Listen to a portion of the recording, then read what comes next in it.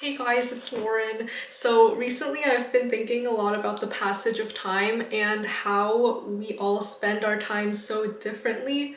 But in the end, I concluded that we actually don't spend our time that differently from each other. And after a lot of sleepless nights, I've come up with a system that categorizes every single way you can spend your time ever. So yeah, let's get started. Okay, so this is my chart that I will be referencing.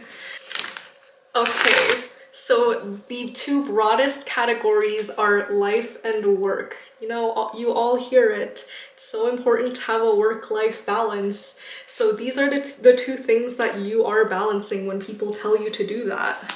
I'm going to start with the work section before we get to the fun stuff, which is right over here. So yeah, let's see what's in here. This comprises the biggest portion of your time, depending on your job, I guess. So this can be further divided into these two categories, which are money and survival. Let's start with money first. So this just has to do with everything you do in order to make money. And obviously there's the most common one, which is just clocking in and out for work and like actually doing the actual job that you have or don't have. But it also contains school and studying, because when you're in school and when you're studying, you are looking to eventually get a specific job after. So like you are still doing it in order to get a job eventually, in order to get money eventually. And then also part of work is the survival section, which just has to do with all of the things that you need to do to survive, such as eating and drinking and making food and sleeping. So they're kind of like your biological functions that you need to do or else you will die. Okay, but this can further be broken down into more components, and these are the two I've come up with. So first are your chores, which have to do with like cleaning your room or brushing your teeth or hygiene and things like that, where you won't necessarily die if you don't do them, but you will be more susceptible to diseases. So I think ultimately every chore that you do that's extra has to do with your survival in the end, because the reason why you are brushing your teeth or showering, if you do shower, have to do with decreasing the chance of disease and bacteria, so you survive. It contributes, okay? And this also has the category of species survival, which has to do with having a baby and taking care of that baby, because even though it's not helping your own survival as an individual necessarily, it's still helping the species survival of our human species. So these are all of the things that have to do with work. So let's move on to the life portion of this video. And a lot of people only have this section that they do instead of this life section, but you have the life section as well, because clearly you have time to watch this video. So we're going to cover that because it pertains to you. Okay, so within the life category, there are 3 broad subcategories that I'm going to be talking about. There's creation, consumption, and experiences. Okay, so we're gonna start with creation. Let's zoom in on creation. Okay, so this is my Merriam-Webster, not Merriam-Webster, but my YouTube channel definition of creation, and that is producing something in an arrangement that has never been conformed in that exact way before, okay? And this can be further divided into artistic creation and skill creation. So let's talk about artistic creation first. And this is just your classical form of creation that you think about when you see this word, like writing, drawing, making a YouTube video, things like that. And then there's also skill creation, which to me I see as like a goal-oriented creation, because it's kind of like a very extended long-term form of creation, where every time you do practice a skill, you are creating something in a confirmation, but then you're also adding to the ultimate goal of being as best as you can be at that skill. For example, if you're like a basketball player or something, every time you practice basketball, you're going to be doing basketball in a certain way. Like, let's say you throw the ball 10 times on one of your practices, or pass the ball 5 times in your practice. It has never been done to practice basketball in that exact way that you did, in the exact angle of the ball that was thrown every time. Like, it's impossible to replicate, which is why I see it as creation, and that all adds to the ultimate goal of being a good basketball player. And it might be a stretch, but also I had no idea where to put like skill building other than creation. So yeah, but also skill building is definitely a creative process, because even if you are playing like a sport, that is a form of creation, because if you're playing in a basketball game, you do a lot of different kinds of activities. Like, let's say you pass the ball a certain way. I don't really know how basketball works, but like, let's say you do like a weird trick that helps you win. Like, I feel like that's very creative. Maybe I should have chosen an example that I know more about. And let me take you through my thought process real quick. So I was thinking, like, is thinking a form of creation?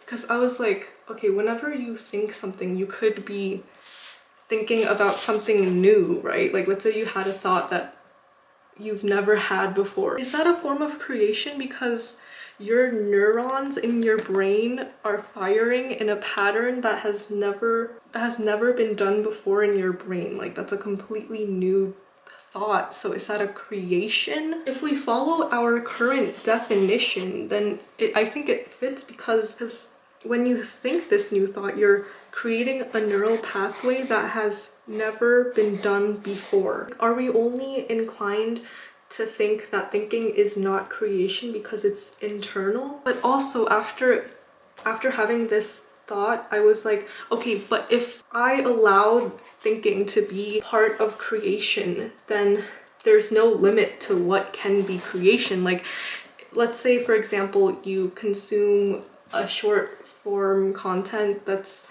very brain rot and AI generated. Like, technically, this neural pathway that resulted from you watching this AI generated short form video has never been created before. So is that creation then? I really don't want that to be considered creation, so that's why I'm going to add another layer to this definition, and that is in a way that's perceivable by other people. So I think that's a part of creation, other people being able to perceive it no matter if they do or not. Like, let's say you write in your journal, no one's gonna see that, I hope, but it still has the ability to be perceived by other people, which is the crucial difference. Because if you just have some thoughts, then that's not creation. Like, that could be the precursor to creation, but that can't itself be the creation. So thinking is not part of creation. However, I think that it is kind of its own category. Like, it's kind of just everywhere because it pollutes every single part of your life. Like, you could just be doing anything in the world, but you will still be having thoughts. So I think that thinking should just be like the cytoplasm of this cell. There we go. And also, I had this other thought about creation. So if it's accidental, then is it still creation? For example, let's say you spill something accidentally on a piece of paper and it makes like a pattern. Is that creation? I don't think so, because I think that it should be intentional, and I believe that creation is one of the distinctive factors of humans that differentiate us between other species. So if you say that this accidental creation counts as creation, like in the category, then you also have to say that a cat spilling a wine glass over and putting it on the paper is art as well. But I don't know. I don't think I would consider accidental art as creation. So to add to this definition, I would definitely say intentionally producing this. I don't know if you read it, but yeah, that's our final definition. Okay, now that brings us to our second main category of life, which is consumption, okay? And consumption, by my definition, is an intake of creations by other people, which is why I talked about creations first, because consumption is your perception of this creation that is made by another person. And so examples of this are anywhere between mindless consumption, which is right here, which is like the lowest form of consumption, I think, just like not really thinking about it very much, but just intaking it. And on the highest point is intensive consumption. So this can be anywhere from like consuming short form content to like having an immersive experience with some media that you are consuming. However, I did face an objection by my friend while making this video, and that objection was, let's say you're reading a book that someone else wrote. If you are having a very intensive and immersive experience while reading this book, shouldn't this be classified in a different category than consumption? Because it feels almost wrong to categorize mindless consumption where you're scrolling through AI generated short form content and these very intensive life-changing experiences in the same category, because they just seem so fundamentally different, right? So should they be categorized differently? Let's find out. So the third and final category is the experience category, and my YouTube channel definition is a unique, irreproducible occurrence that induces new sensations and feelings to a subject, okay? And this is a very unique category, and to best explain it, I have these quotes by Sartre from Nausea, and he writes, "Perhaps there is nothing in the world I cling to as much as this feeling of adventure, but it comes when it pleases. It is gone so quickly, and how empty I am once it has left." And this other quote, "The feeling of adventure would simply be that of the irreversibility of time. There are moments when you have the impression you can do what you want, go forward or backward, that it has no importance, and then other times when you might say that the links have been tightened, and in that case, it's not a question of you missing your turn because you could never start again." Okay, and I think this very well describes experiences, which he calls adventures, but I'm gonna call it experiences. So the experience is a very short-lived moment of intense emotion and feeling where you feel like nothing will ever happen that way again. Like you feel almost empty after it happens because that intensity that you just felt, where within that experience, like you cannot feel the passage of time because all of your senses were encapsulated by this experience. So as we were talking about before in consumption, how do you know when consumption has crossed over into experience? When is exactly the transition from consumption to experience? Because a lot of experiences that you may have are intensified consumption periods. For example, let's say you read a book that's so emotional to you and that meant a lot to you, right? And that moment became very memorable. Like, you remember the exact place you were when you were reading the book, the exact time of your life. Like, I feel like that's an experience at that point. It's like in Warrior Cat 6 when the main character died. My gosh, I think that's a spoiler. But I remember that moment so vividly, okay? So I feel like that's an experience. And to answer my question of how do you know if consumption becomes experience, I think it just depends on the person. It's a very subjective thing, this crossover, this threshold that needs to be reached just differs from person to person. For example, today is Super Bowl Sunday and I did not watch it because I know that if I do watch it, I will just be consuming.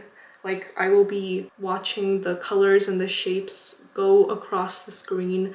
I'll hear the sports narrator's voice as he talks about the touchdowns, but I won't truly be experiencing it because I don't have a deeper understanding of what's happening.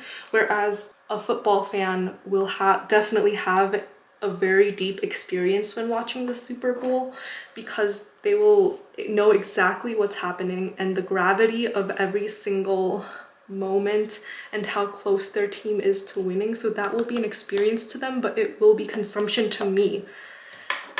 Okay, so it depends on the subject to determine the threshold between the realm of consumption and the realm of experience. Okay, so those are our 3 categories, okay? However, I do know that in life, most things are not a clear-cut example of one of these 3, right? So I do think the events of your life are varying like combinations of these 3 things. It's kind of like Hume's idea of simple versus complex ideas.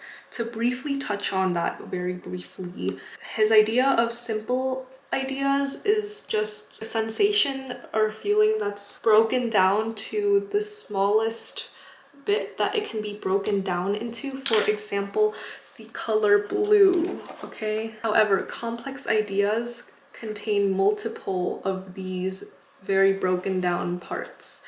For example, let's say you know the simple idea of blue and you know the simple idea of an apple, right? So then you envision in your head a blue apple, okay? This does not exist in reality except for on this page, but it is a complex idea that was formed through a combination of different ideas. So that's what, you know, these 3 have to do with. Like, they all combine with each other in varying degrees. And to give an example of a lot of events in your life being complex ideas, I wanted to talk about relationships, like with other people, because I think that this is a very complex interplay of these 3 categories. So in a relationship you have with someone, you are listening to them and reading the texts that they send you, which are part of consumption, right? Because you're consuming what they say. And then you also talk to them and write text messages to them as well. And this has to do with the category of creation. And also thinking is the cytoplasm. And all of this is an experience because every time you do have an encounter with them that's unique and especially memorable, that is an experience. And if it's not an experience, it's still consumption and creation.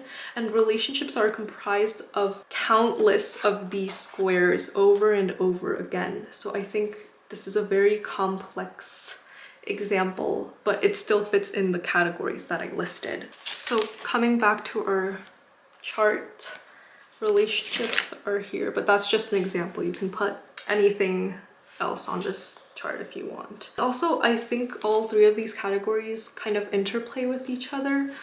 So I made this equation. So I think this is the main way that they relate to each other. Obviously, they you know, it could be, this equation could be rearranged because they're very fluid categories.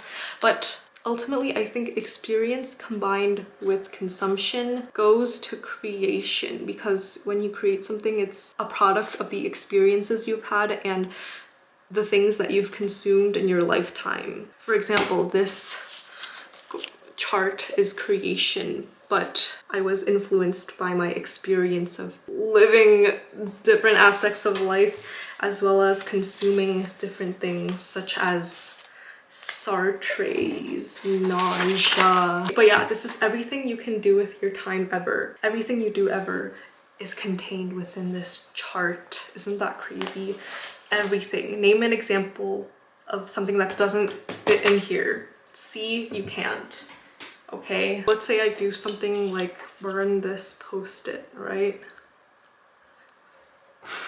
I just created ashes. See, creation. But yeah, obviously take this video with a grain of salt, because I just thought about this. Like, I'm not a philosopher, okay? I literally just thought about it. But yeah, what will you do with your time before you die? Because it is limited. Hopefully this video didn't waste your time, and if it did, leave a comment down below, because then at least you'll be creating something in light of it. But yeah, that was the result of not sleeping for a week and thinking about this. Okay, bye.